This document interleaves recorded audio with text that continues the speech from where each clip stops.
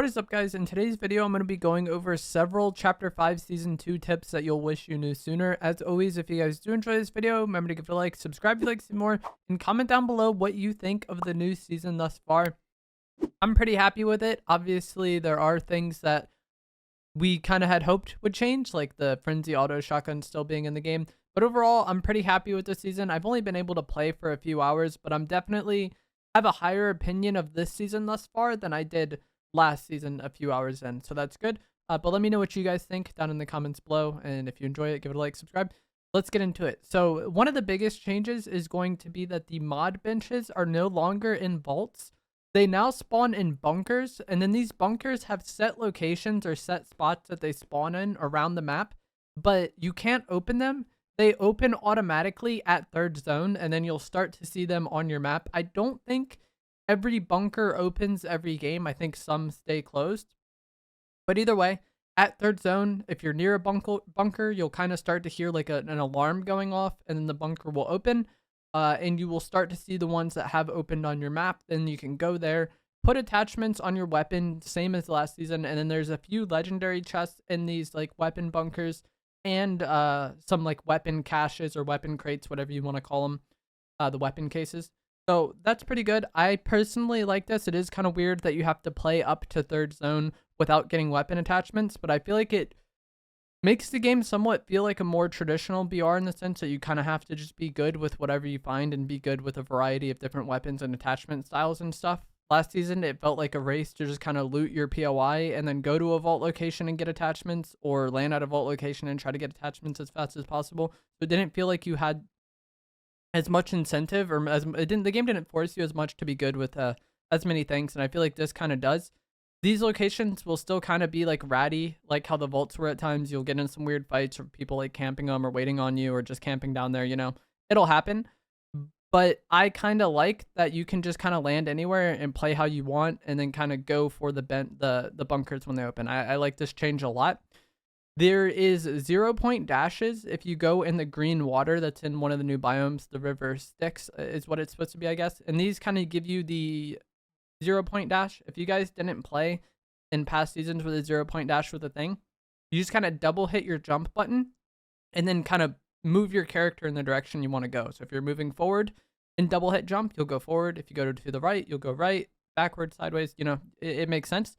If you go in the water, you get 3 dashes. You'll have like 3 little skulls around you, and each time you use one of these dashes, you'll lose one of your skulls. And then if you go back in the water, you'll get 3 dashes again. The Cerberus medallion does give you the 0-point dash, and then it regenerates over time, which is pretty interesting. That is kind of the mechanic of the Cerberus medallion at Grimgate. Bosses this season work pretty differently. You have to summon them to be able to fight them. And to my knowledge, none of the new POIs have guards in it automatically like last season. So you can kind of land here. They play out like a normal POI. And then the boss fight doesn't start until you activate it, which is pretty cool. And there's 4 new boss POIs. There's no vaults at these POIs. It's just like you fight the boss. If you eliminate them, you get the medallion, which gives you an ability basically, or an effect. And then you also get a mythic weapon from them. I'll probably have a video tomorrow about all the medallions more in depth and what I think of them and kind of that thing. But in short, the Zeus medallion from Mount Olympus gives you faster and longer sprint with faster sprint regeneration. You're immune to fall damage when you have this medallion. And then you will also jump higher when sprinting if you have this medallion. But you got to be somewhat careful with this if you want to sprint, jump, and shockwave. Because at times when using this medallion, the boosted jump was kind of so high that I was out of the range to be affected by my shockwave, I think, or it was just bugged, I'm not sure. But I think that it was just like the extra jump from the medallion. I was jumping so high that I was out of range of my shockwave when it was going off, so that's something you got to be careful of. The Hades medallion from Underworld gives you 50 siphon on elimination. It gives you white and blue. So it just gives you what you need, just like how siphon was when it was a mechanic. So if you have 80 white health and no shield when you eliminate somebody, you'll have 100 full health and then 30 shield after the elimination. If you had full white and then 50 shield when you get that elimination, you'll be at 100. It just gives what you need and fills white first. Kind of similar to how Chug Splash is, you know? The Ares medallion boosts your damage with ranged weapons. Again, I'll likely have a deeper video on these medallions tomorrow, and that can be found at Brawler's Battleground.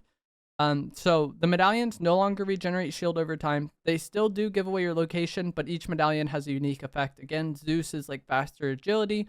Cerberus gives you the 0-point dashes that regen over time. The Underworld gives you Siphon. And then Brawler's Battleground gives you increased damage with ranged weapons. Wings are one of the new mobility items in the game, and you can just find these by looting. And they have two uses. Your shoot button will make you fly around, and then you can roll while in the air. And I highly suggest this because with these wings, you are very vulnerable and very easy to shoot out of the sky by anybody with decent aim. You make yourself an easy target, but if you spam the roll, I'll try to have a clip on screen of someone I fought who's using the roll. You are a little bit harder to shoot, so if you are using it in kind of close to medium range, maybe keep that in mind. And then there also is like a ground pound effect that you can do. For me, my shoot button or R2 is what kind of makes me fly with the wings. My aim down sight button or L2 is what makes me do the ground pound. And then I roll right with R1 and roll left with L1. Depending on kind of what platform you play and what your binds are, they might be a little different for you. But that's how it works for me. And then these wings do have kind of percentage that uses up over time if you use it too much. And then shockwaves are still in the game. The grapple blade is vaulted. I think shockwaves are going to be much better fighting mobility, but the wings are pretty good at getting around the map. However, if you've watched my videos all of last season, I think the cars are really good for getting around the map as well. So as of right now, I'm going to just be using shockwaves in a car rather than using wings. But obviously the wings are probably better than having no mobility at all. You just got to be pretty careful with it because you are very vulnerable when using it. There's kind of like a give and take there. You are immune to damage, to fall damage, if you do the 0-point dash, or if you have the wings equipped while falling. You need to be on them in your inventory. If you have the wings in your inventory, but you're on another weapon, you will take fall damage if you hit the ground. So that's just something to keep in mind. Again, 0-point dash, wings equipped, or Zeus medallion, you're immune to fall damage.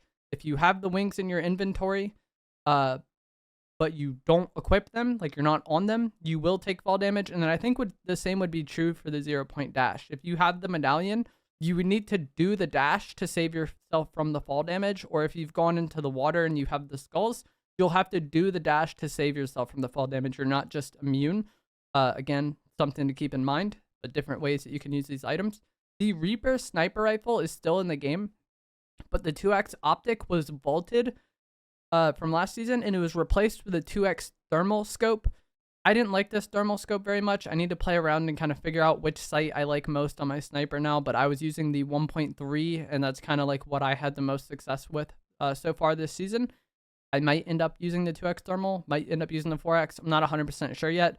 With the 2x thermal sight, though, you can deactivate the thermal. When you aim down sights with it, for me at least, there's a button, and it's left stick to turn off the thermal effect if you don't like the thermal. Somebody in my chat said on keyboard it's left click or right click, whichever one you don't use to shoot. Not sure though. I don't play keyboard. I don't know keyboard binds, but I just wanted to let you guys know the 2x is gone. The 2x thermal is here. And if you don't like the thermal, then you can use it, but deactivate it and just see things like a normal scope. Vending machines have been kind of reworked this season. So last season, the only vending machines on the map, aside from the turtle collab, but in the base game, the only vending machines on the map were the heal vending machines. And these were in set locations, and they were there 100% of the time unless someone destroyed it. Now, the vending machines are a bit more random. I'm not sure if heals still are guaranteed at gas stations because I haven't been able to play enough to like 100% confirm or deny that. But I did play some games where there was no vending machine where there used to be one. Or there was a weapon vending machine there instead of a heal vending machine. So again, another change you got to keep in mind that you might not have as many guaranteed vending machines or guaranteed heal vending machines around the map. So you might need to change up, how you're looting or what you do in certain instances. Another thing that affects heals that might need to change up how you loot or where you go is going to be that coolers were vaulted for some reason in this update. So there's no more coolers at Classy. There's no more coolers at fencing, the beach houses. Anywhere where there's coolers, those are no longer in the game. You still can get fish from fishing spots and using the fishing rod or EMPs or explosives to, fish the spot. but the coolers that were around the map are no longer a part of the game. It was also leaked that the hand cannon, the tac AR, and the drum gun would be returning, but they are not in the game yet. They will be coming over the course of the season with content updates. The new weapons that are in the game, though, I think are all really good. The Gatekeeper shotgun can have an insane time to kill, but it only has 3 shots before you have to reload, or 5 if you have the extended mag attachment on, and it also has not the greatest range. The mythic version of this is from Cerberus at Grim Gate. And I like that it's from Cerberus because his medallion with the 0-point dashes, I think also combos quite well with the shotgun because you can kind of get in, shoot your shots, and then dash away to potentially reload or use your AR, do what you want to do. Being able to use the dashes to get out of a fight when you're no longer out of shotgun shells or when you no longer have shots in your shotgun, if you kind of messed up and didn't get the kill or whatever happened, I think is quite good.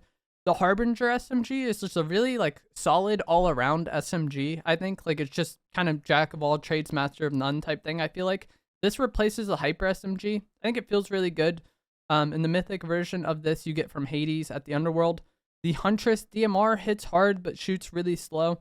The mythic of this is from Zeus at Mount Olympus.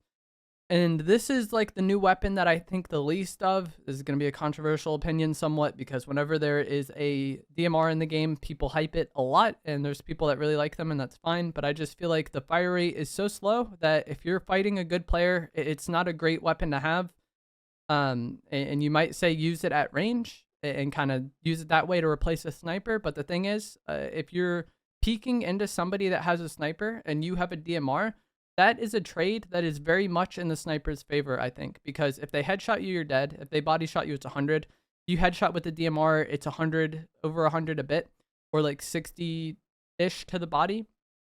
And so the DMR can kill quick, but like peeking into a sniper and taking that trade, I think is just very much favored for the sniper if a shot is to be hit. Like if the sniper hits one shot, the enemy is either dead or very weak, quite weak, you know? If the DMR user hits a shot, it's mildly irritating. If they hit a headshot, you know, it's a good amount of damage, but it's the same as a body shot of a sniper. So I wouldn't use the DMR to replace a sniper, and I wouldn't really use it to replace my AR, so it just doesn't really have any spot for me personally. The Warforged AR, kind of like the Harbinger SMG, just feels like really solid all around. I don't think it has any like insane strength or weakness. It just has really good fire rate, really good damage. It's just a nice all around AR.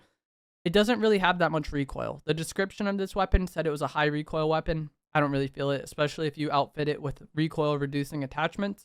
The mythic version of this is from Ares at Brawler's Battleground. And so, like I said, I think all the new weapons are solid. I don't really care for the DMR. I don't think it's good at fighting good players, but there are a lot of people that always like the DMRs.